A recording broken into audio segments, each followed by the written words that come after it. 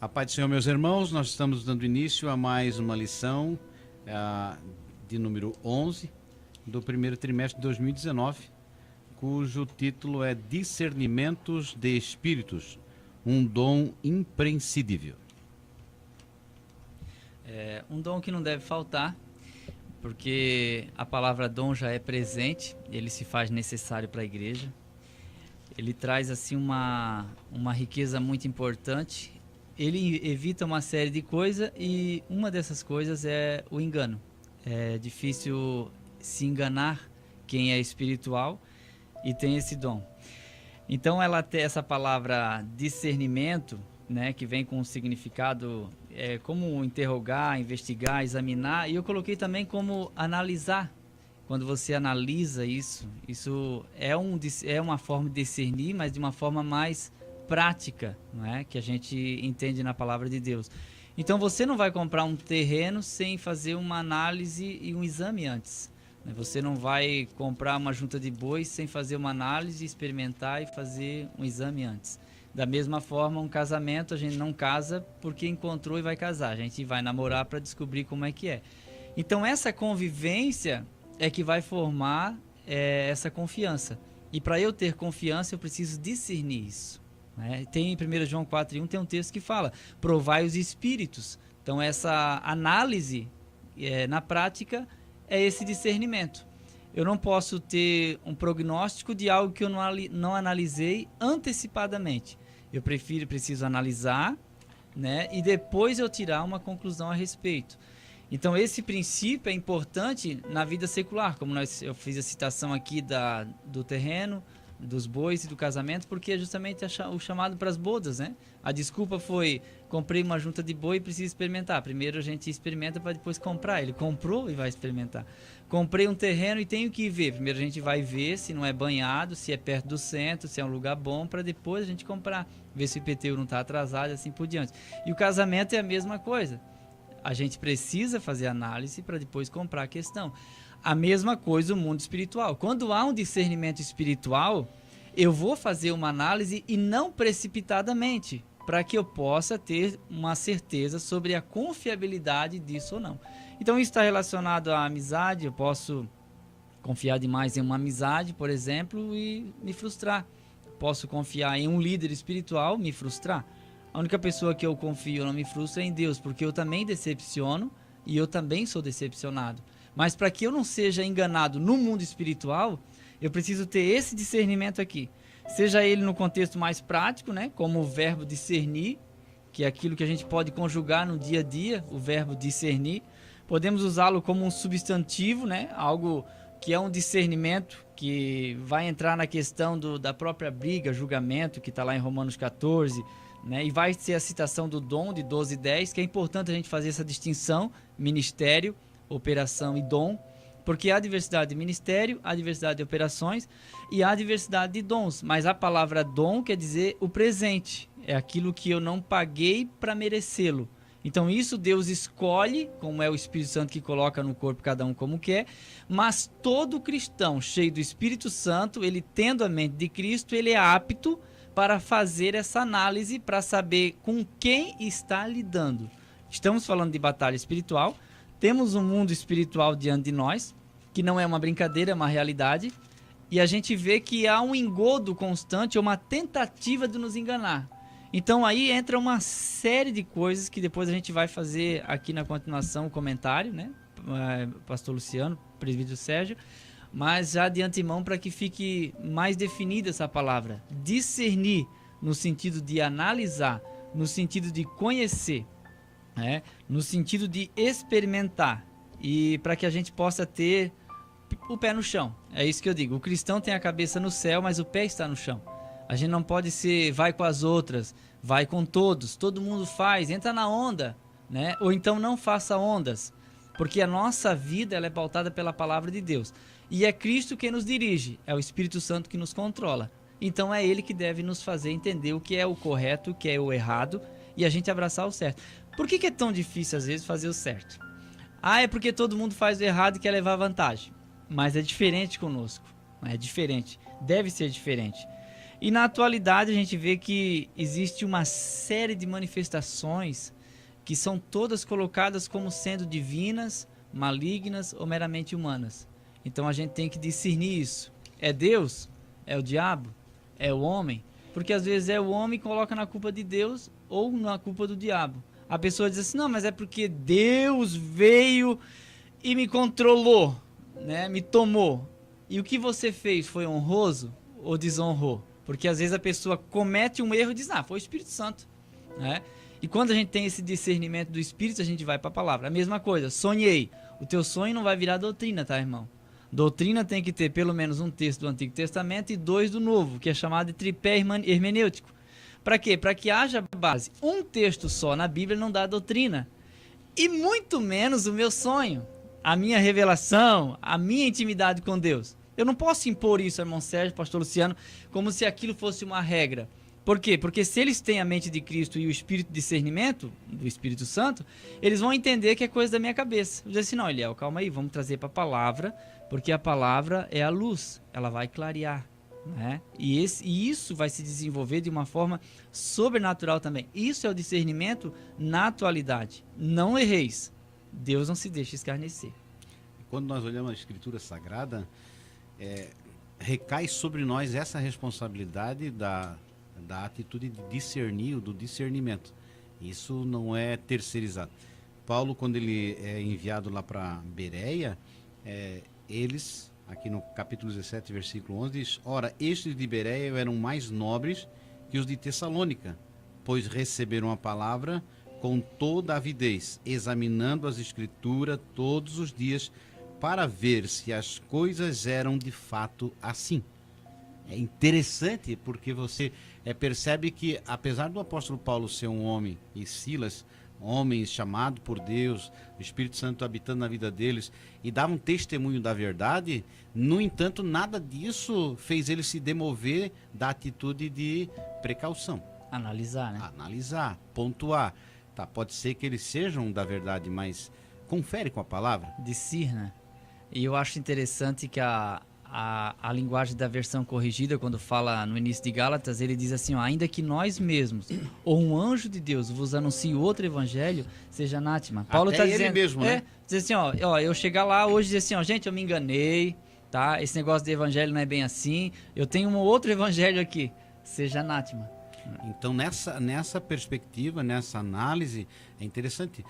Você vai comprar um objeto, primeiro, se não conhece, peça opinião de terceiro, olha, vai para os reclame aqui, vê se a proposta não é muito... Garantia. A garantia. É mais barato por quê? Sempre diz aquela coisa, se a oferta é demais, desconfia. Nem tudo que brilha é ouro. Paz do Senhor, irmãos, bom estarmos aqui. E interessante para nós, como igreja, precisamos ter esse dom mais do que o dom de profetizar. Primeiro, os ventos de doutrina surgem como nunca. As ministrações, eu não vou dizer assim, alguém fala assim, novo evangelho, porque o evangelho não é novo, ele é o mesmo. Então não tem novo evangelho, não tem uma outra Bíblia, não tem uma outra situação. Mas as pessoas, pela falta do discernimento, alguém diz para mim, ou diz publicamente, eu recebi do Senhor uma visão, sabe lá que dia, que hora, que momento, de que maneira. Agora, como nós temos esses meios de comunicação aí, de mensagem, que é muito rápido, né? Eu estava essa madrugada orando, o Senhor me mostrou tal coisa, tal coisa, tal coisa, tal coisa, tal coisa, tal coisa. Primeira coisa, situação, para quem nos ouve, para quem vai dar aula e para quem nos ouve. O Senhor te mostrou? Você primeiro precisa analisar, é o Senhor que me mostrou? É eu que dormi depois de uma janta boa? E aí eu tô com a cabeça cheia de problema, porque acontece. Eu tô vivendo no mundo. sei de uma quantidade de problemas que acontece onde eu congrego. Aí eu durmo, sonho. Aí eu pego o meu sonho, por falta de discernimento, eu digo que Deus me revelou. Eu imagino algo enquanto eu estou no culto. Eu olho para o presbítero, irmão Sérgio, eu estou no culto, estou ministrando. Fui lá na congregação que ele congrega, olho para o irmão Sérgio chorando. Então eu olhei, imaginei alguma coisa, porque eu posso. A imaginação eu posso ter. Que a imaginação ela é minha. Essa ninguém pode me tirar. Agora, o não falar é comigo. O discernir se é o Espírito Santo que está me levando a te entregar uma mensagem. E aí, irmãos, essa questão da mensagem é complicado? Não é complicado. Não existe nem complicação, porque o evangelho é simples e, como diz a meninada hoje, passa a régua. A profecia é a seguinte: ou ela consola, ou ela exorta, ou ela edifica. Se ela não tem nenhum desses três propósitos, ela já não veio do Senhor. Porque aí eu vou usar o que o presbítero, que o irmão Eliel Willer já falou aqui, é o seguinte: o apóstolo Paulo falou, e quando ele fala, a igreja, ele fala: se eu vier ter convosco, se eu mesmo agora, daqui 10 anos eu vier ter convosco, e disser para vocês que eu recebi uma nova revelação, eu seja amaldiçoado, maldito eu sou. E tem outra coisa: se vierem anjos aqui aparecer para vocês, que saíram lá do trono e trouxeram um novo evangelho, malditos eles são. Então, irmãos, nós estamos precisando voltar a ter discernimento. Porque a partir do momento que nós começarmos a ter discernimento, não é por qualquer mensagem que eu vou dar glória a Deus, porque aí eu não vou glorificar o nome do Senhor de maneira errada. Eu não vou dizer o termo louvor. Não vou usar o termo louvor, porque quando é um louvor é algo sério. Mas não é qualquer música que eu ouvi cantar no altar ou no púlpito da congregação. Não vou usar o termo altar porque não é o correto, é o púlpito mesmo. Lá no púlpito alguém subiu, cantou. Não é qualquer música que eu ouço que eu vou levantar a mão, que eu vou gesticular, que eu vou dar glória a Deus. Porque tem música que se canta que é uma música de vingança e não é assim que Deus trabalha. Então está faltando em nós discernimento. Ora, coisas que acontecem que a gente percebe que há uma ação demoníaca. Tem coisas que há uma ação diabólica acontecendo e nós, por vezes, por falta de discernimento espiritual, a gente glorifica a Deus como se aquilo fosse algo do Senhor. Alguém traz algo, irmãos. Eu, por vezes, vi alguém trazer algo da maçonaria, pregar no púlpito, e o povo, irmãos, de forma avassaladora, levantar a mão e glorificar, e eu ficar olhando, pensando: eu não posso ser somente eu que percebi. O que é isso? Falta de discernimento.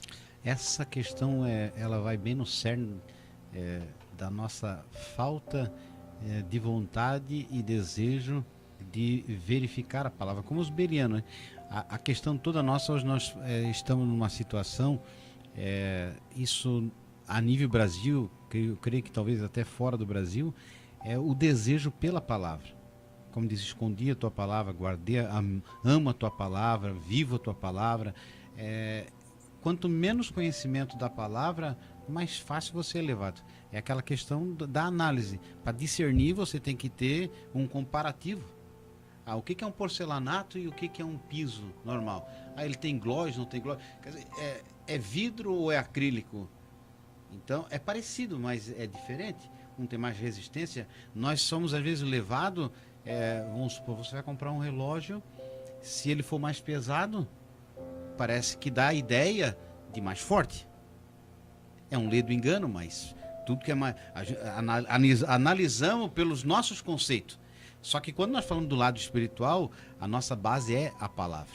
Então, quanto menos eu conheço a palavra, mais eu sou levado pela emoção, pelo sentimento. Quer dizer, e aí o lado espiritual, ele fica aquém. Por isso os bereanos podiam fazer um comparativo. Eles analisavam o que Paulo falou com o que está escrito. E aí, se você não conhece a palavra e não estuda a palavra, você pode comprar gato por lebre.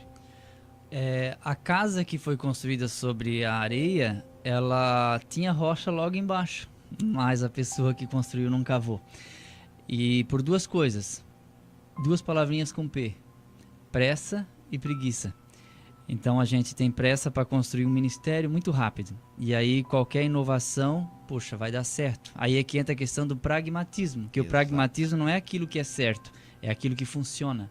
Funcionou? Atraiu gente? É isso aí mesmo. Só que quando a gente busca para trás para a palavra, como o presbítero Luciano, pastor Luciano estava falando aqui, eu estava me lembrando de Eclesiastes 5:3, tanto na atualizada quanto na corrigida diz, na muita ocupação vem os sonhos. Exato. Não imponha o sonho como uma doutrina. Experiência própria não é doutrina. É uma experiência própria. Me lembro que em 99 eu estava dando aula em uma congregação em Camboriú, do Amaro, e apareceu alguém por ali e entregou um sonho de que as irmãs não poderiam amarrar o cabelo. Todas elas indo para a igreja com o cabelo solto. Até aquelas irmãs que faziam o coque, não usavam mais o coque. Aí eu disse, por que todas estão indo para a igreja com o cabelo solto? Aí me explicaram a revelação. Aí eu, como era um professor da escola dominical, eu disse, irmão, eu quero explicar uma coisa para os irmãos.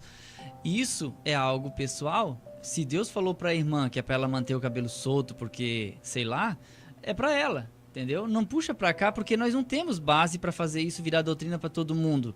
Então não adianta a gente querer impor. É como nós acreditar assim que...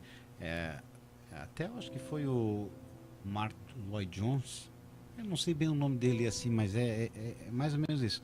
Ele conta aquele relato do cego que foi curado, né? É quando Jesus faz um lodo e bota no olho dele e aí manda lavar e ele fica... E tem um outro cego que Jesus simplesmente cura. E aí os dois se reúnem e aí um conta a experiência pro outro. E aí ele vai dizer assim, não, mas então não foi o mesmo Jesus, porque o meu Jesus cuspiu. Não, mas esse Jesus aqui não cuspiu. Aí por falta de discernimento e entendimento, aí um abriu a igreja do Cristo que cuspia. Cuspe de Cristo.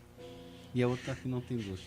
E essa questão, irmãos, está sendo tão complicada que nós estamos confundindo milagres com o evangelho.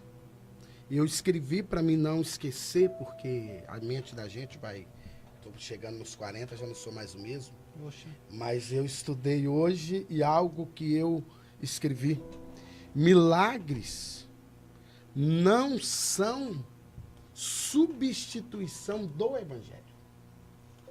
E aí a falta de discernimento é o que? Em tal lugar está acontecendo milagre.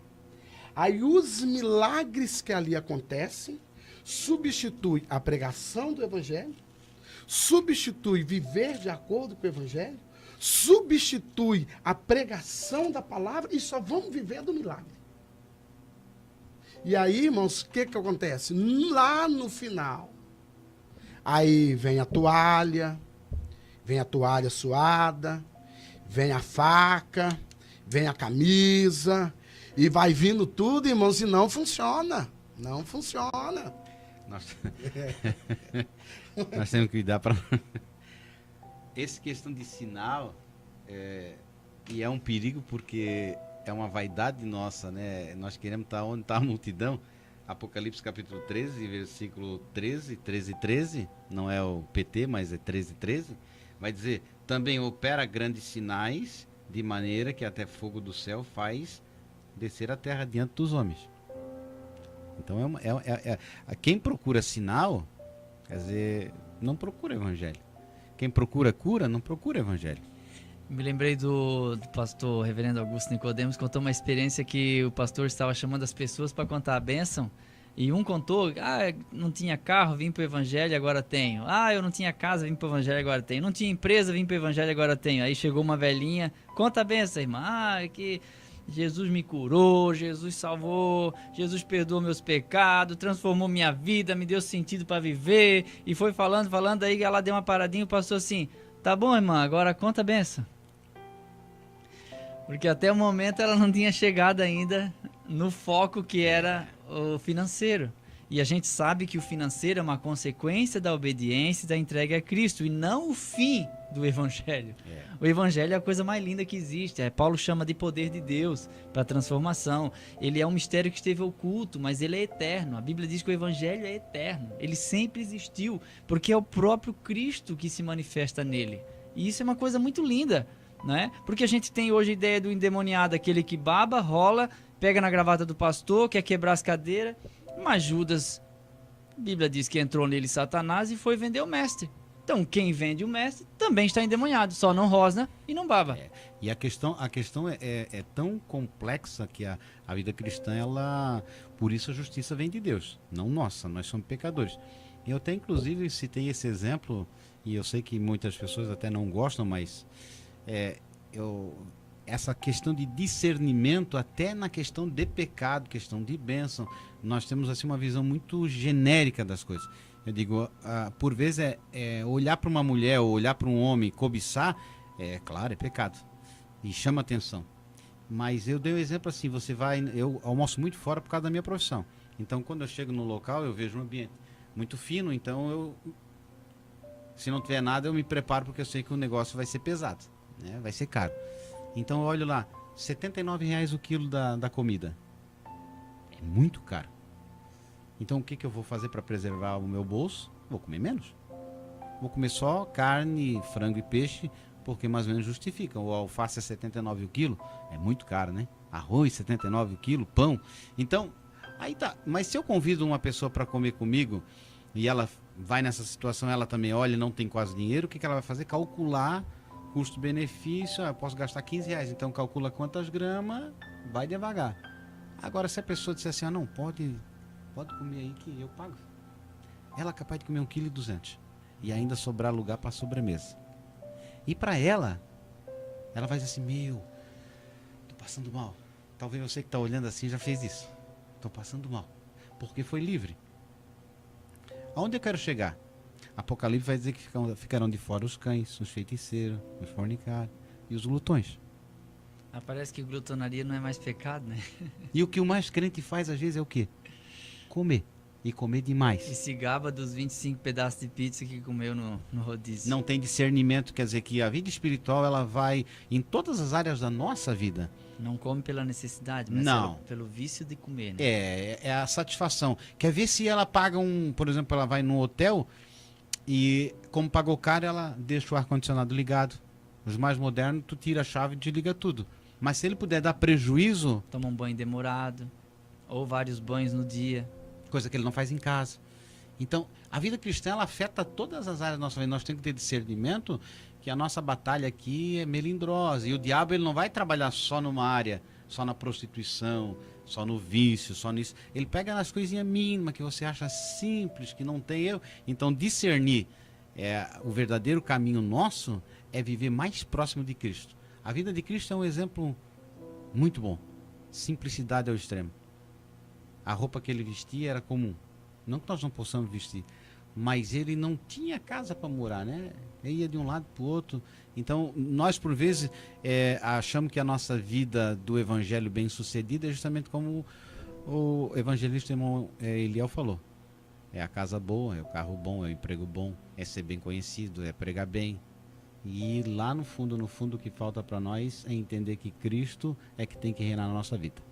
Portanto, nós estamos finalizando a primeira parte, que fala sobre discernimento, e agora na segunda etapa nós vamos nos aprofundar um pouquinho mais.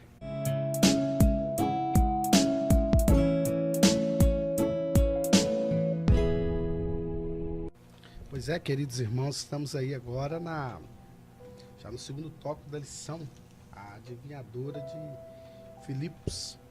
Quando Paulo chega ali, nós vamos ter agora um completo entendimento do que é o dom de discernir. Porque aparentemente, que é aí que vem o nosso enfrentamento, o contra-ataque, o confronto, ela estava fazendo algo verdadeiro. Porque o que ela falava era verdade. E o que ela ainda dizia é algo muito bom. Porque para nós que somos pregadores do Evangelho, aqui um evangelista, um presbítero, um pastor, já pensou alguém andando atrás e gritando, esses que estão entre nós são homens de Deus. Dá um likezinho lá. Dá um likezinho lá. Quantos seguidores você tem lá no seu canal? Quantos você arrebata? Quantos vão no culto quando avisa que você é o pregador? Quantos comparecem? Irmãos, nós estamos contextualizando para a atualidade. E Paulo chega um momento que ele fica desconfortável. Aí, irmãos, me surge um outro leque. Porque nós gostamos daquela profecia: eis meu servo que eu te amo. Eu sou Deus que falo contigo, tu és meu servo amado, meu servo querido. Hoje eu vim no culto só para te falar isso. Ô irmão, ou nós acordamos, ou nós nos despertamos, porque a palavra de Deus, ela tem que nos confrontar, ela tem que nos fazer pensar, ela tem que te deixar aí meio que preocupado mesmo. E Paulo, opa, então, Paulo dá uma olhada, tem alguma coisa errada. Eu não estou isso tudo para Deus estar correndo atrás de mim, me elogiando, o dia todo me elogiando, dizendo que eu sou homem de Deus, o que eu falo é a verdade. Por mais que Paulo estivesse fazendo a coisa certa. E aí vem para nós servos de Deus, esse discernir. Por vezes, eu queria ter coragem da minha mãe, que eu ainda não tenho, mas eu vou chegar lá. Da pessoa chegar, entregar a profecia boa e ela dizer: não, irmão, não é para mim. Não é. E aí o pastor da igreja fala: calma. Não, mas Deus não erra. Não é para mim, é para outro. Para mim não foi. E às vezes a gente fica meio assim, a pessoa vem e a coisa é até boa, mas você sabe que não é para você, que não é Deus que está falando, que Deus não está naquele negócio. Porque Deus não se preocupa, irmãos, Deus não se preocupa, infelizmente, na contramão do que é pregado. Deus não está preocupado com o ano do meu carro, Deus não está preocupado com a minha casa. A preocupação de Deus é com o seu reino, a preocupação de Deus é com as almas que estão se perdendo, a preocupação de Deus é se a vontade dele, de fato, está sendo feita aqui na terra. O restante, eu não posso fazer comparação, por quê? Eu vou ter que olhar a minha profissão e olhar a sua. Eu vou ter que ver quanto eu ganho e quanto você ganha. E de acordo com o nosso ganho, vai ser o quanto nós vamos prosperar. Vai ser o quanto Deus vai nos abençoar. Aí eu quero me comparar um pedreiro e me comparar com um engenheiro. Aí Deus tem que me abençoar como engenheiro para dizer que Deus é comigo. E nós queremos que Deus nos abençoe dentro disso. E aí, irmãos, não funciona. Aí nós gostamos dessas mensagens. E aí nós precisamos ter o dom de discernir. A grande dificuldade que eu vejo aqui, humanamente falando, seria identificar esse espírito de adivinhação, porque era um espírito de bajulação. E a bajulação, até um certo ponto, ela é confortável, porque ela massageia o ego, é gostoso. E aí a gente entra nos dois extremos, né? Tem aquela pessoa que não sabe elogiar e tem aquela que não sabe ser elogiada. Tem pessoas que dizem: não, eu não vou elogiar o presbítero Monsérgio porque ele pode se achar, não vou falar nada do pastor Luciano. Não, não é isso, né? Cada um vai administrar a forma como é reconhecido, e esse reconhecimento é importante. O que é a bajulação? A bajulação não é reconhecimento, a bajulação é aquele elogio falso. Esses homens que vos anunciam a palavra de Deus verdadeiramente são homens de Deus. Vai para o contexto para entender. Ela era famosa, ela dava lucro e ela não era crente. Partindo daí, você vai entender. Quando eles chegam, o espírito maligno, muito esperto, diz assim: ó, eu não vou querer ser incomodado por esses camaradas aí. Então, assim, se eu mostrar que somos amigos, fica tudo certo. E outra, as pessoas da cidade, mais à frente a gente vai ver isso, vão entender que a gente tá juntinho, na mesma laia, entende? Então, esse espírito realmente adivinhava, porque dava lucro, era um chute, porque o diabo não tem controle do futuro, mas ele pode falar do que aconteceu no passado. Você já deve ter ouvido falar muita coisa, né, desses adivinhamentos que acontecem. Aconteceu quando você era criança, caiu do pé de goiaba uma vez, aconteceu isso. Alguém falou isso e todos os presentes ficaram admirados. Gente, o espírito maligno, ele sabe, entende? Eu vou contar uma experiência que o saudoso pastor Zizino, ele teve. Ele estava em Lages pregando, numa igreja, e ele pregando sobre Cornélio e falando sobre o espírito maligno. Tinha um bêbado sentado bem na frente. E ele dizia, é ruim, o bêbado dizia, e passando pregando. Então, Cornélio teve a visão do anjo. Ih, besteira. Então, chamou Pedro. É bobagem. E o porteiro já queria tirar o bêbado lá da frente e o bêbado lá na frente. E de repente foi falando que o Cornélio foi orientado por Pedro e Pedro orou e o Espírito Santo desceu. Aí o bêbado disse assim, naquela hora eu saí da casa dele. Caiu de bruços no chão, endemoniado. Quer dizer, não sou pregador de espíritos territoriais e nem de maldição hereditária, nada disso. Mas o demônio, ele vê. A Bíblia diz que ele anda em redor, bramando como leão, buscando a quem possa tragar. Então a gente tem que ter esse discernimento que nem tudo que está funcionando é a vontade de Deus. Não é? A voz do povo não é a voz de Deus, como as pessoas dizem. E a voz dessa mulher não era a palavra de Deus para ele. Até tem um texto em Provérbios que diz que o homem é provado pelos louvores que recebe. É eu que tenho que administrar isso. Se alguém me elogiar ou me reconhecer, eu tenho que administrar no meu coração e não me achar. Eu não posso dizer que a pessoa que me elogia está endemoniada, porque não vamos criar uma doutrina baseada aqui do elogio. Mas que esse aqui era um espírito maligno, era. Que era alguma coisa do mal, era. De onde vem a palavra Piton aqui, que é espírito de adivinhação, que ela tinha.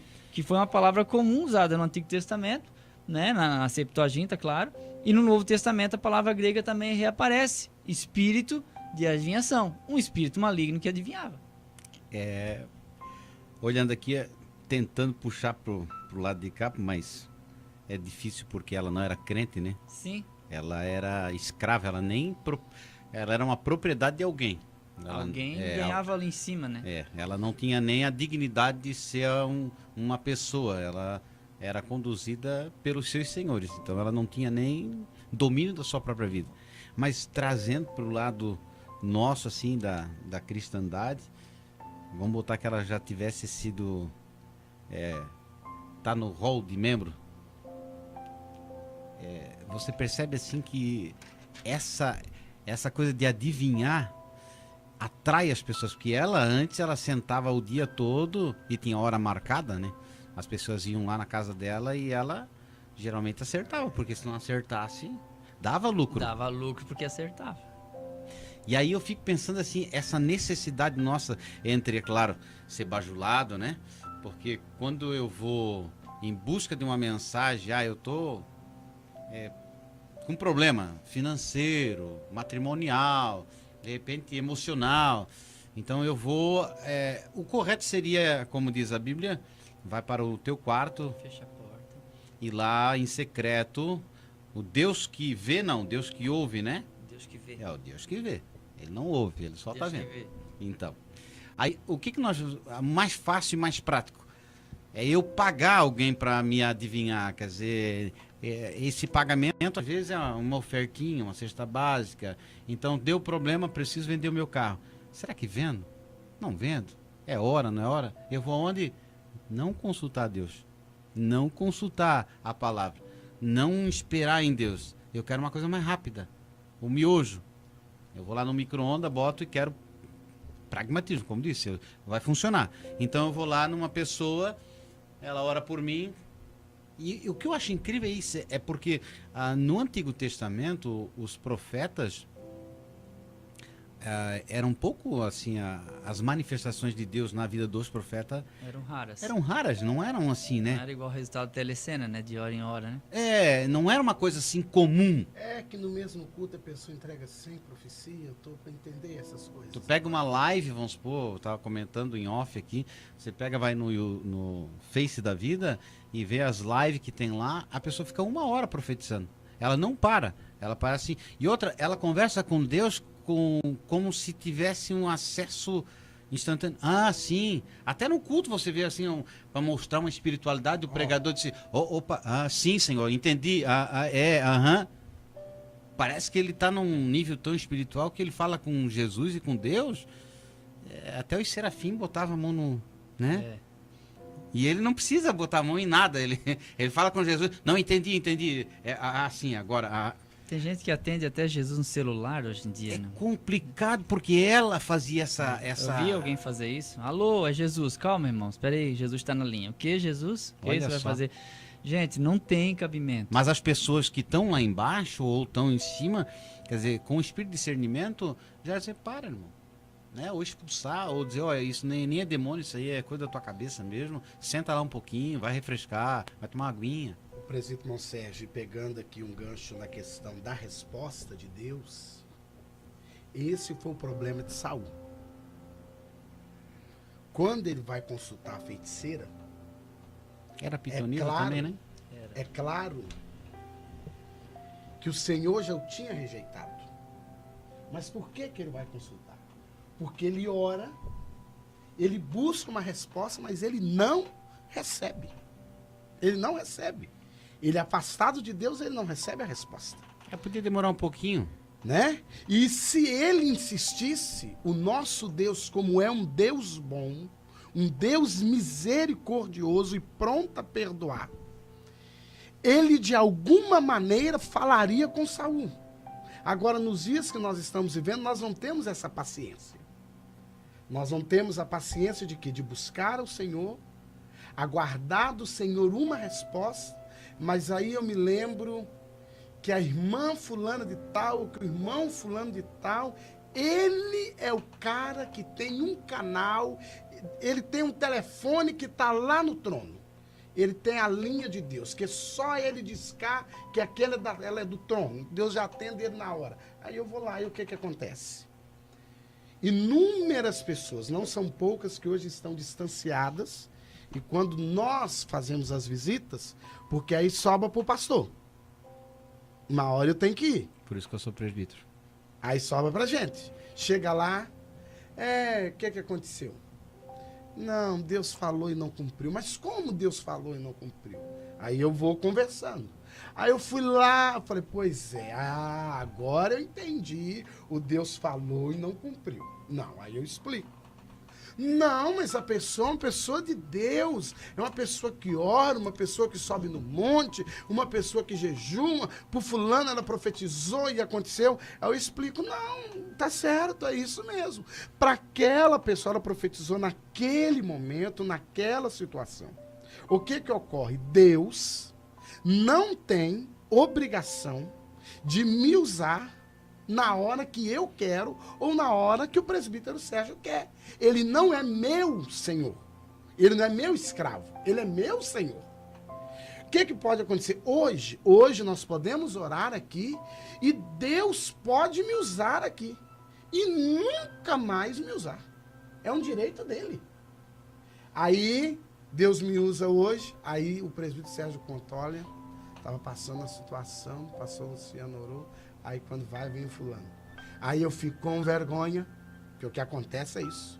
Eu conversei com uma pessoa e a pessoa acabou confessando, porque aí eu cheguei lá, eu não fui para ela orar para mim. Não fui com esse propósito, eu fui com outro propósito. Eu fui para fazer uma visita, porque eu estava sabendo de uma outra situação, eu fui fazer uma visita. Aí orou por mim, falou. Eu ouvi, depois eu falei, mano, não entendi ainda. Eu não captei a mensagem. Eu quero entender o que está acontecendo aí. Mas o irmão não veio para eu orar? Eu falei, não. Eu vim porque eu soube disso e disso. Eu vim orar com você, ler uma palavra, cantar uns 2 hinos da harpa. E outra coisa, falei com a pessoa, não faça isso. Se vier 10 pessoas e para as 10 pessoas Deus não te der uma palavra, cante um hino.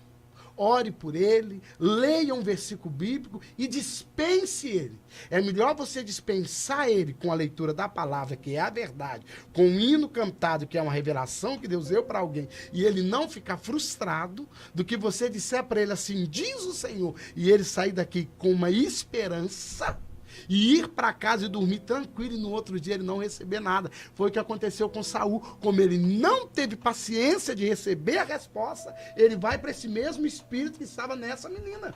Sim.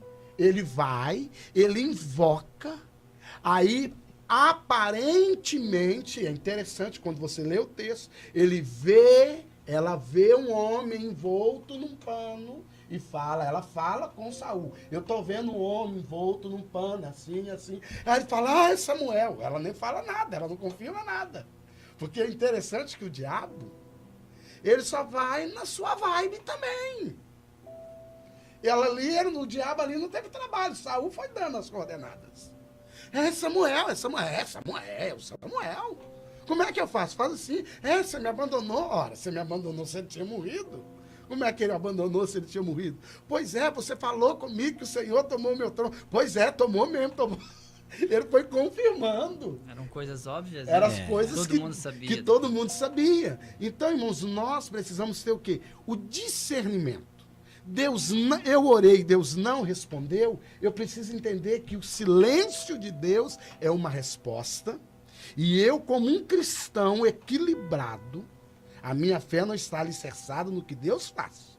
Não é no que Deus faz que a minha fé está alicerçada. Deus falou não, ou ele não me respondeu, eu permaneço sendo crente, eu permaneço vindo nos cultos, eu permaneço adorando, e eu entendo, ele não quer falar, e é não a resposta de Deus. E na fala do evangelista irmão Eliel, nós percebemos aquela questão da bajulação, na questão do elogio, e como nós somos muito carentes, às vezes, emocionalmente, e precisamos dessa autoestima elevada, e aí, às vezes, isso nos ajuda, né?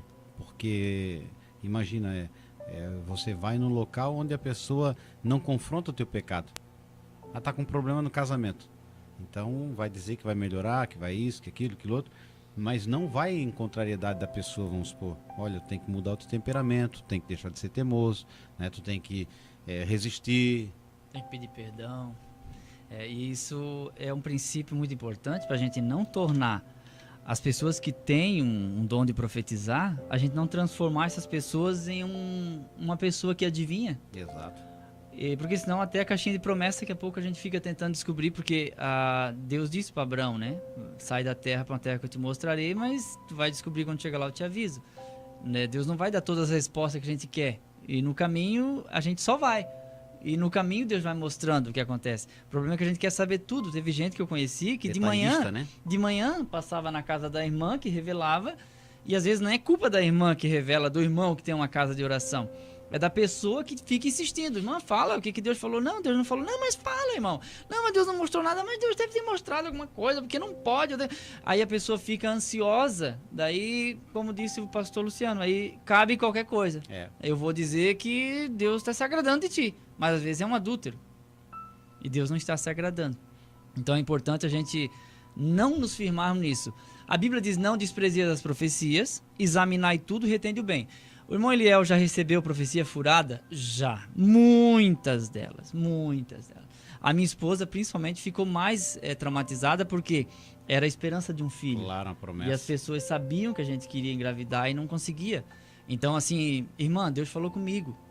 Várias profecias saíram assim. Eu já devia ter viajado mês passado já. Prepara tua mala, tipo assim? Era até fevereiro. Isso. Mas já foi.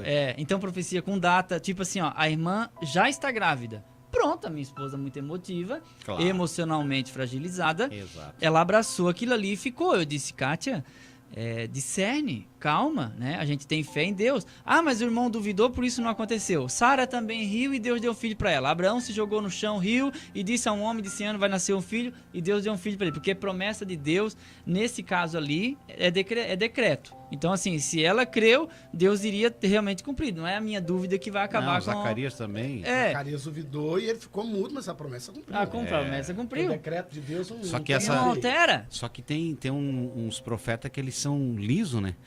A profetisa que vai vir menina, vem menino, diz a tua incredulidade, mas a pessoa pintou o quarto Deus da cor. Deus mudou até o sexo, né? Até o sexo.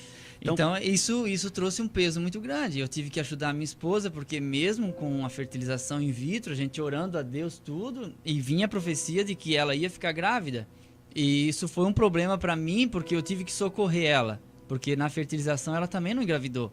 E daí tinha mais um embrião congelado, e vamos para outra fertilização, vamos orar, Senhor, faz alguma coisa, e junto vinham essas profecias. Então eu aprendi uma coisa: quando eu tenho alguma coisa para fazer, eu não vou contar para ninguém. Eu vou começar a fazer no silêncio.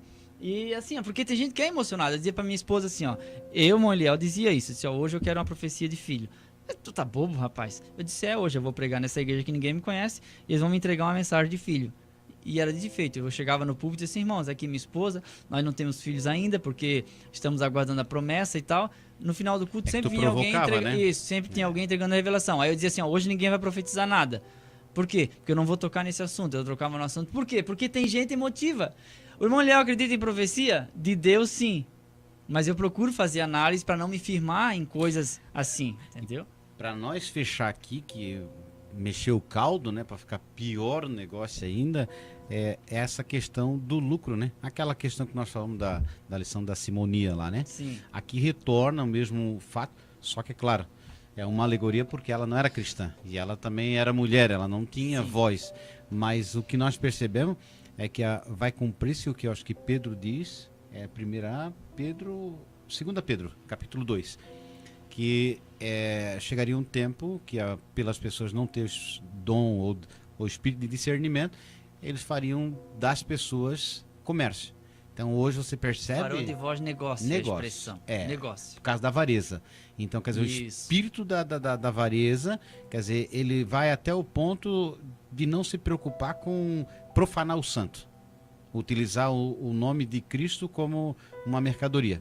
Isso é muito importante porque às vezes a pessoa acredita porque o final foi assim, diz o Senhor. Exato. Mas nem todos que me Mas dizem no Novo Senhor, Testamento não tem nenhuma profecia que diz assim. Espírito Santo. Não diz Senhor. E aí você percebe assim, vamos fazer um trabalho. E aí vem a demanda. Porque se existe isso, há uma demanda. Se o camarada consegue vender droga, é porque tem usuário. Receptor de mercadoria roubada também. Porque Rouba porque tem que comprar. Então, nessa situação, por que essas pessoas permanecem com casas abertas, orações, assim? Não é... Às vezes é simplicidade, mas isso também dá uma... assim, a pessoa se torna importante, né? É um canal de Deus, é um oráculo. Então, mas é porque tem demanda. Sim. Se as pessoas não fossem mais instruídas, não iriam e se extinguiria. Cada um buscaria o Senhor. Não há intermediário entre Deus e homens. Outra coisa, presidente Dom Sérgio, se as pessoas fossem francas, ó, irmão, aquele dia você profetizou e infelizmente você errou. Mas eu vou além disso. Nós saindo dessa fase, eu digo, quando entra agora o lado de nós, como aceitando, eu preciso fazer um trabalho agora, então eu vou convidar o irmão Eliel. Irmão Eliel, é o seguinte, quanto é que o senhor cobra para vir aqui? Eu já começo errado, né? Pergunto, quanto é que me cobra? Então, nós chegamos num ponto qual assim... Qual é o teu preço? Pensa numa expressão horrível. Quando alguém liga e diz, qual o teu preço? Quer dizer, o mínimo que eu posso trazer uma pessoa para vir na minha congregação, quer dizer, é eu pagar a despesa dela. Sim. Combustível, hotel, trata bem como eu trato todas as outras pessoas, botar ou no hotel, numa coisa, dentro do padrão. E aí eu vou dar uma oferta referente a ele. A possibilidade da igreja também. Deu. Se não der para dar, aí já se coloca. Mas aí... Há um sentimento que você convidou a pessoa, então ela tem uma certa estrela, Ela né? tem um nome, né? Tem um status. Aí eu não posso só dar 300. Tem que dar 1.000. Tem que dar 1.000. Aí você estraga o indivíduo, porque ele sai dali com 1.000. Quem faz o mercenário é a igreja, que Então, paga. Aí vem a questão do lucro, a questão, quer dizer, questão da lucro nós não deveríamos nos preocupar se a obra é de Deus, quer dizer, convidamos até os membros da igreja. Um irmão que prega para nosso trabalho, irmão, ou da outra congregação, mas nós queremos essa coisa, queremos fazer acontecer. Até para mostrar para outra congregação que nós temos um poder aquisitivo também bom. Olha só o nosso trabalho, aí vamos botar um outdoor, aí botamos todas as qualificações do indivíduo. Cristo fica lá por último. Quer dizer, a manifestação de Deus, quer dizer, tudo aquilo de lá produzido como se fosse uma coisa semelhante ao que a menina fazia.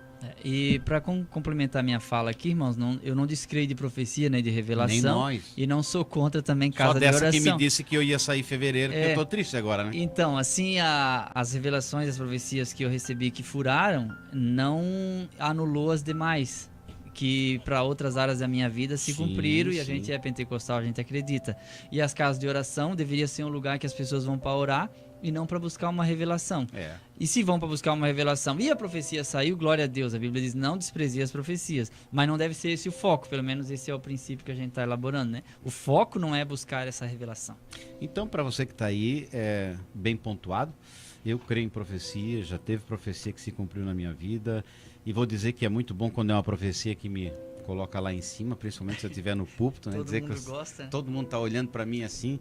Eu ficaria triste se dissesse assim, olha, ó... Certo altar aí. Exatamente. Então, o segundo ponto aí, então, nós abordando aí essa parte, né? Que está falando sobre a adivinhação, uma avaliação sensata, o espírito de adivinhação ontem e hoje. trazendo para o nosso, então você que está lecionando ou aprendendo, tenha em vista isso, a necessidade de nós avaliarmos a nossa vida sempre pautado na palavra. Quer dizer, quando Moisés recebe, né, o mandato dele, é incrível, ele fica 40 anos esperando para cumprir uma... O José quanto tempo ficou? Para quê? Para ser governador? É. Ele ficou 22 anos longe do pai. Então, desde a saída dele até os 39, saiu com 17, 22. Quanta coisa passou assim. E para nós, assim, como digo... Mas é interessante, quando ele estava na prisão, a Bíblia registra isso. A nossa rapidez. Estava José na prisão. Porém, o Senhor estava com ele. Aí tem esse ensinamento prático para nós. Sim, mas é a questão entre a promessa e o cumprimento da promessa. Tem um tempo. Agora, tem casos que são mais instantâneos, mais imediatos. Né? Mas Davi também, quando foi ungido... mas até... Quanto tempo demorou para ele? 13. Davi foi 13, né? Então... Se ele derrubou o gigante com 17, se foi ungido com 16, são 14 anos. Ele começou a reinar em Hebron com 30. Então, e aí quer dizer, eu tenho um problema que eu criei no meu casamento, isso é só um exemplo, eu crio um problema no meu casamento, no meu relacionamento, de 5 anos, 10 anos, e eu vou em busca de uma resposta, e uma mensagem que alguém me traga vai resolver o meu problema hoje. É a mesma coisa a busca pelo conhecimento. Às Exato. vezes as pessoas chegam pra gente, é comum, né? Ele é um livro que eu possa ler e saber tudinho, essas coisas, assim, que eu possa pegar o livro e estivesse tudo nele, assim, uma apostila, um negócio. E, tipo assim, eu quero uma comida fast food, eu quero uma coisa instantânea. Se possível, encostar a cabeça dele na sua e no fazer um conforto. download, né? Pegar um cabo USB. Eu ia dar aula, às vezes, de inglês, a pessoa... Quando eu via que o camarada não ia a lugar nenhum, assim, quanto tempo demora para aprender? Porque tem uns negócios na internet que diz, aprenda inglês em 2 meses. Então nós queremos assim, senhor, eu quero resolver o meu problema. Só que eu já criei essa massa muscular durante anos e eu quero fazer o quê? Uma lipo. Eu quero cortar, tirar tudo, porque é imediato o negócio. Então, as coisas assim, espirituais, enquanto muitos dormem, você está orando. Enquanto muitos comem, você está lendo. Então, o resultado vai aparecendo. Só para ter um corpinho igual o meu, que é mais difícil. O teu é difícil. Então, nós vamos aí para a terceira etapa, que é desmascarando os ardis de Satanás.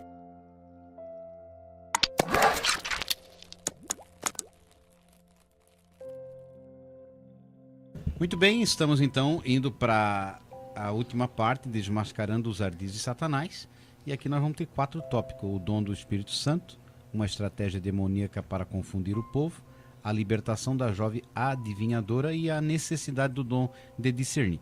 Então, nessa temática, nós podemos trazer para o nosso dia a necessidade de conhecer, como foi falado, a variedade de dons, de ministérios, né?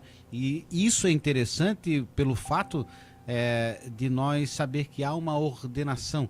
Quando nós nos congregamos, o apóstolo Paulo ele adverte aos coríntios essa necessidade de ordem no culto. Principalmente, eu sempre digo o seguinte, as palavras-chave do texto ela devem ser analisadas para compreensão. Quando a gente pega 1 Coríntios 11, vai falar de 2 palavras, honra e desonra. Quando a gente pega 1 Coríntios 12 e 14, a palavra ali é ordem e decência. Então, por quê? Porque é a hora da organização do culto.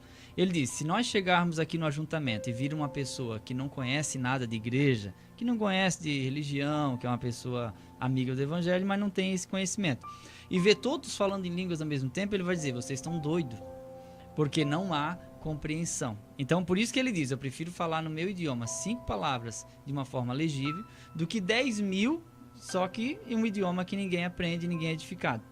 Então, essa é a importância de ser compreensível.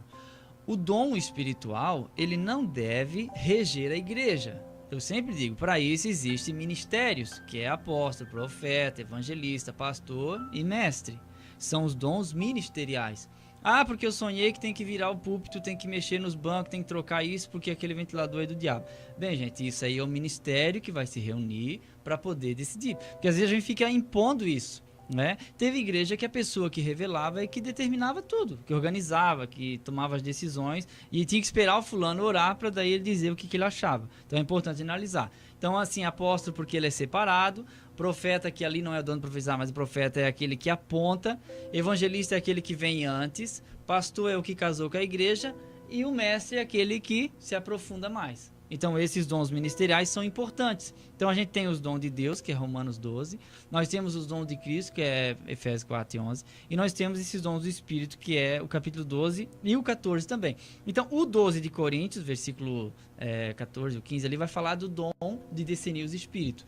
Mais adiante, no 14, ele vai fazer um paralelo entre dom de profetizar e dom de línguas. Ele fala que é importante e ele diz, buscai os melhores dons. Quais são os melhores? Porque se tem os melhores, deve ter os menos melhores. Para não ser o pior.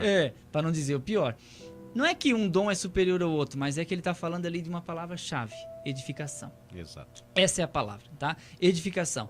Qual é o dom melhor? É aquele que edifica mais a igreja. Então ele diz, orar em línguas é bom, mas ele é inferior a profetizar. Porque orar línguas edifica a mim mesmo, mas profetizar edifica toda a igreja. Então a pessoa que profetiza, ela tem que ter muita sabedoria para profetizar na hora certa. E se a profecia é individual, vai lá, é para o pastor Luciano. Pastor Luciano, eu tenho uma profecia para te entregar. Não atrapalhe o culto todo para entregar a profecia que é para o irmão Luciano.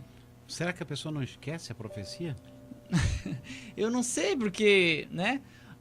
Poderia esperar, porque o espírito dos profetas sujeita os próprios profetas. Interessante que, não sei se coincidência, cristocidência, mas tem um amigo meu que ele me mandou várias mensagens hoje perguntando sobre isso. Aí uma pergunta dele: se a Bíblia diz que os profetas devem profetizar um após o outro e não ao mesmo tempo, e a Bíblia diz isso muito claro no capítulo 14, versículo 29 de 1 Coríntios, por que que ainda existem 3, 4 profecias simultâneas na igreja?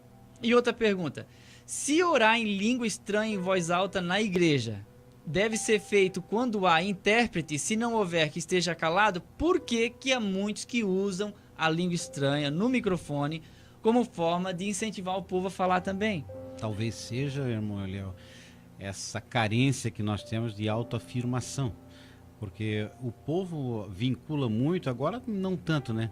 Mas vincula a língua estranha com espiritualidade. Sim, quem falava em língua estranha alto na igreja era mais espiritual. O pregador, por exemplo, se a gente pregar, se você pregar um sermão de 40 minutos e você não falar nenhuma língua estranha, Presbiteriano aí diz, mas ou luterano.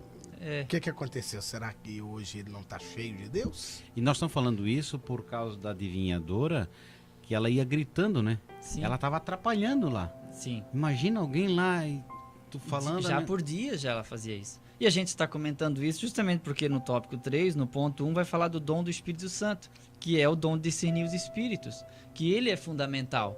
Por que ele é fundamental? Porque ele norteia, ele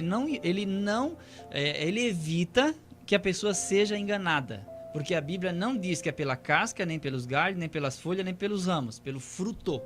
Então, assim, eu posso conhecer uma árvore pelo tronco? Posso, eu olho e digo, é um jacateirão, é um sombreiro, é uma canela, por quê? Pelo casco, pela casca. Eu posso conhecer pelos galhos, pelas folhas? Pode, pela flor? Pode, mas a Bíblia não manda conhecer em nenhuma dessas etapas. A Bíblia manda olhar pelo fruto. Sabe por quê? Porque o fruto é o último estágio de maturação de uma árvore.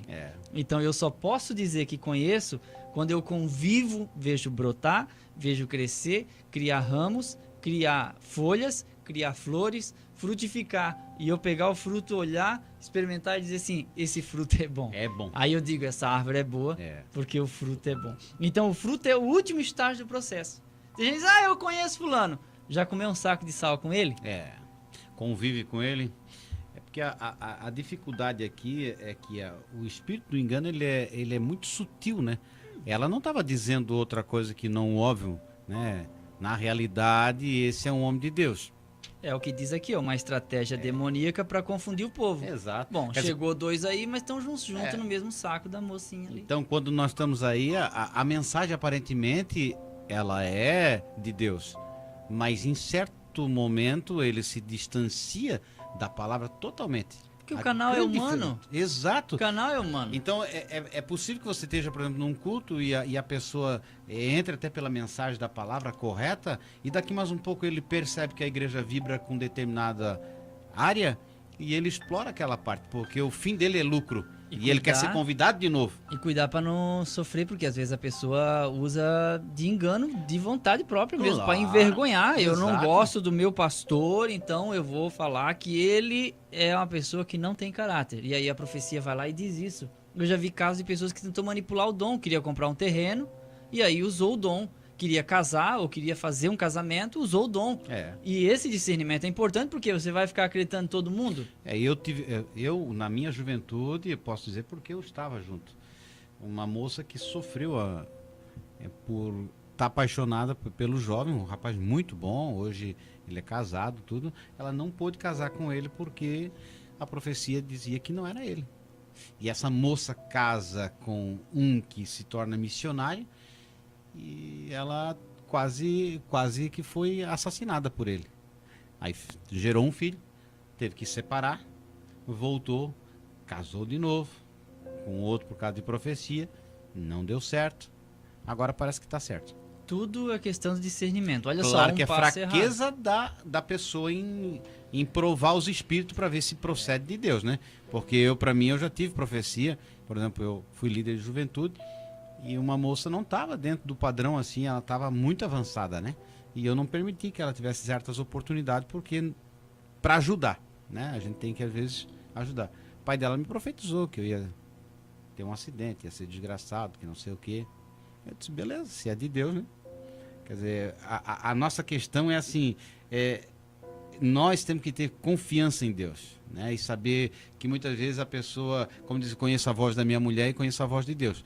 Então, às vezes, você tem que ter esse discernimento sempre, né? Para que você não traduza tudo por Deus ou também seja incrédulo a começar a não acreditar em nada. São os extremos, né? Porque daqui a pouco, não, isso não é Deus, esse pensamento do E diabo. não ficar na igreja analisando, né, friamente, não, porque senão você também acaba não E é recebendo interessante, nada, né? irmãos, bem afirmando aqui aos irmãos, que nós cremos nos dons do Espírito, nós cremos na manifestação do Espírito Santo no culto, mas nós cremos na ordem e que o Espírito Santo é extremamente educado. E outra Não, não assim, é aquela coisa que é demasiado, né?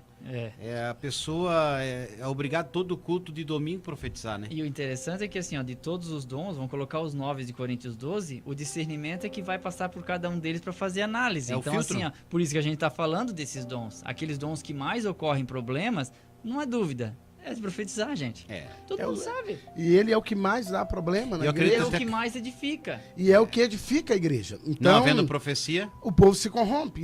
E a questão é o quê, irmãos? Então, esse discernir, eu também não posso ter aquele irmão também na igreja que vai passar tudo por ele e ele vai ser o oráculo agora e vai definir. Aquela é de Deus. O crivo, né? Ele não é o crivo. Mas esse dom precisa existir e é interessante, irmãos. Não pare e não deixe de crer quando Deus falar. E você que nos ouve e Deus usa você, seja inteligente. Seja inteligente. Pastor está pregando, não vai caçar profetizar na hora. Mandar ele calar a boca na frente do povo, fazer ele passar vergonha. e a manifestação, acho que do Espírito Santo, às vezes, por vezes, as pessoas elas confundem muito, acho que vai mais a humanidade, né? A tua emoção. Fica emotivo no momento e levanta, Deus quer falar E agora. aponta o dedo e fala de forma muito alta, gritando, e como se relacionasse isso com autoridade. sobrenatural. E E na na- realidade não existe isso. Não, Você não precisa nem falar em língua estranha para profetizar. Não, se é Deus que está mandando falar, eu já tive uma experiência, Deus mandou eu falar com uma pessoa algo, mas o negócio era tão sério, que eu esperei o culto e quando eu fui falar, eu falei, olha, eu sinto muito, mas o Senhor manda eu te dizer tal coisa. Mas aí não tinha língua estranha, já não tinha ninguém, era só eu e a determinada pessoa. Aí ele falou, você nem precisa continuar, que eu já sei o que o Senhor está falando. Porque se eu falasse no culto, eu prejudicava ele. Gritar no meio do povo eu não podia, porque E não o competia. centro das atenções é a mensagem, não o profeta. E nós precisamos, e por vezes nós precisamos ter esse entendimento. Então até quem é usado pelo Senhor precisa também ter esse dom. Porque senão há Estrutura. muita rejeição, né? Aí a pessoa que profetiza fica, porque ninguém me ouve. Mas qual é a forma que você está profetizando? Exato. E que tipo de... Também a pessoa é tido como aquele profeta que só leva mensagem ruim, mas não é porque só leva mensagem ruim, é porque você não tem o momento certo, a hora certa. Porque, irmãos, é muito interessante que quando nós vemos a palavra de Deus, a exortação de Deus, ela sempre vem acompanhada com amor. A Bíblia diz que ele faz a ferida, mas ele também sara. Agora uma coisa, pode-se julgar o profeta? O que a Bíblia vai dizer? A profecia, né? É, A profecia. Quando um profetiza, os outros julgam. pois é, mas aí julga a mensagem profecia. ou a pessoa? A profecia. Eu não Se a- acredito que seja, porque a Bíblia diz, não julgueis, não sereis julgados. Tipo, se eu Então julgar nós a não vida julgamos da pessoas. Estou provocando vocês para nós. Não, é porque aí o que acontece, Presbítero Sérgio? Isso é muito complicado. É porque aí nós temos que definir porque é o que acontece pela palavra. Porque há pessoas que estão ouvindo e vão... porque vai assim, levar ó, por esse ó, lado. Só que aí porque a questão que o presidente Monsanto levanta ela é muito importante, porque nós só queremos receber a profecia, porque se nós conhecemos a vida da pessoa, nós queremos definir, esse fulano aí para mim não pode profetizar, porque eu conheço a vida dele. Mas na palavra nós não temos base para fazer isso não. o texto é assim, ó, 1 Coríntios 14 e 28. Mas se não houver intérprete, fale consigo mesmo e com Deus. E falem 2 ou 3 profetas, e os outros julguem. Então, na nota de rodapé da Pentecostal diz, e os outros julguem. Toda profecia deve ser avaliada quanto ao seu conteúdo. E isso demonstra que a profecia nos tempos do Novo Testamento não era infalível, sendo possível de correção. Então, uma pessoa que profetiza que não aceita ser corrigido, ele não está na humildade para entregar uma profecia de novo. Porque como é que eu, dando aula, eu posso ser corrigido? Como é que você pregando pode ser corrigido? Posso? Claro, nós podemos. Por Às isso- vezes a gente ensina alguma coisa, ó, irmão Eliel, assim não ficou Aí legal. tem que ser repreensível. Sim, eu tenho que ser. Não eu tenho, irrepreensível, eu né? tenho que dar lugar a isso, a essa correção, para eu melhorar.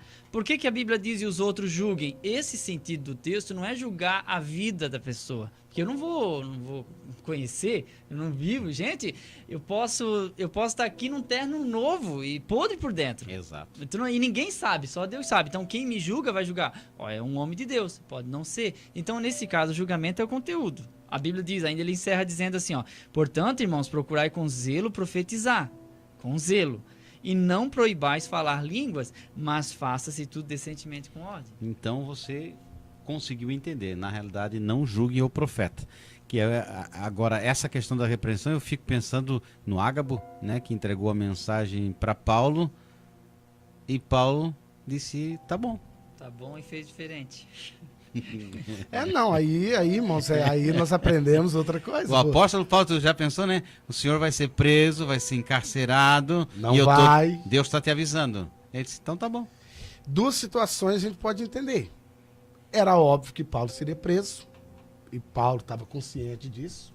Deus estava dando, quem sabe, para Paulo uma chance para ele não ser preso. E Paulo também, vamos dizer, bem franco, né? Era bem teimosinho também. Era um tipo de aviso, talvez. É. E também poderia ser um Porque aviso. às vezes a pessoa pode ficar frustrada que entrega uma mensagem e as pessoas não Não dão ouvido. dão ouvido, mas isso é bíblico, né? Se nós analisarmos aqui nós três, Jeremias, quem mais prega as mensagens de Jeremias somos nós. Mas o povo daquela época deu ouvido? Não se importava. Não. Eles tinha- deram e- ouvido? Eles fizeram caso? Mesma coisa se você analisar os profetas menores, são 12. Mas eu fiz uma análise de cada um deles. A maioria deles não tinha crédito algum no seu Não, tempo. não. Por quê? As profecias deles eram uma profecia de trazer o povo de volta para Deus e jogar fora tudo que não prestava. Inclusive, começar Isso eu pelo acho que trono. não dava lucro. Claro que não. Que não dava agenda. Não dava agenda. Não. Pastor de- Luciano, não sei se na hora que eu complementei com a palavra, o senhor estava falando alguma coisa, o senhor, quando eu falei sobre 1 ou 2 profetas e os outros julguem, se era o complemento que o Não, senhor ia mas fazer. era isso mesmo. Era Era a questão, o julgamento não é da pessoa. Isso, É da mensagem, porque Isso é bom essa esclarecer. mensagem profética, irmãos, o que acontece? A profecia, quando alguém te entregar uma mensagem profética, essa mensagem profética, ela tem que estar de acordo com a palavra de Deus. Siberiano, né? Porque é muito Tem interessante. pessoas que amaldiçoam, né? Teve Aí- o Benihim, acho que foi o Benihim que disse... foi, né? Sim, eu eu amaldiçoo amaldiçoo todos que quem não creem, falarem sim. mal de mim. Mas ele não teve que voltar atrás? Não, esse não voltou. É, mas Ele o- só voltou atrás quando no livro do Bom Dia Espírito Santo.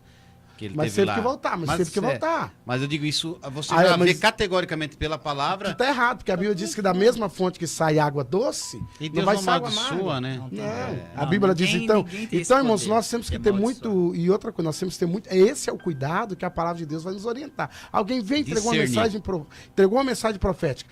Não está no contexto da palavra, aí o presbítero Irmão Sérgio vem falando desde o começo aqui, que eu acho algo muito interessante. Irmãos, o conhecimento. Algo que o evangelista Eliel falou que é algo interessante. Irmãos, conhecimento. A pessoa não lê Bíblia, a pessoa, eu fico muito triste, aí eu vou usar um sentimento que eu tenho. Conosco, nós, aí eu posso falar de nós, assembleianos, nós temos uma oportunidade de ir para a escola dominical, nós temos uma oportunidade de aprender, os assuntos são assuntos bons, por mais que às vezes pode até faltar alguma coisa, mas normalmente quem mais reclama é quem não vai, Nós temos uma oportunidade de cultos de ensino, nós temos hoje N Bíblias para ler, para aprender. Eu comecei a pregar aos 11 anos, em 91, no tempo que não se tinha Bíblia de estudo. Não se tinha Bíblia de estudo. A única Bíblia de estudo que a CPAD tinha, a Bíblia, era uma Bíblia chamada Bíblia Explicada, e a gente era obrigado a comprar a Bíblia Jerusalém, e ainda escondidinho ainda, porque o pastor tinha que ser muito gente boa para saber que você tinha ela, e ele te dava a explicação que livro tal, você não podia ler, e tal, você ter algum conhecimentozinho. A Sociedade Bíblica do Brasil lançou a Bíblia de Estudo Vida Nova, e a gente começou a ter um leque para aprender, e eu aos 12 anos fui fazer o meu primeiro curso para aprender alguma coisa. Aí alguém fala assim, você tem alguém, sempre pergunta, me ensina também. Irmão, mas eu comecei com 12, estou com 38 e não posso parar. E se Jesus não voltar, eu vou estar com 70 anos, vou ter que estar fazendo curso, vou ter que estar lendo, vou ter que estar aprendendo, todo dia a mesma coisa. Isso é importante. Agora imagina, você pega uma criança com 8 anos e bota ela para tocar piano, né? E ela fica 3 horas por dia, quando está com 15 anos, assim, mas como toca bem esse indivíduo. Ou como o senhor, né, que na sua profissão, mas como trabalha bem. Mas quanta coisa fez já, da mesma forma sempre, né?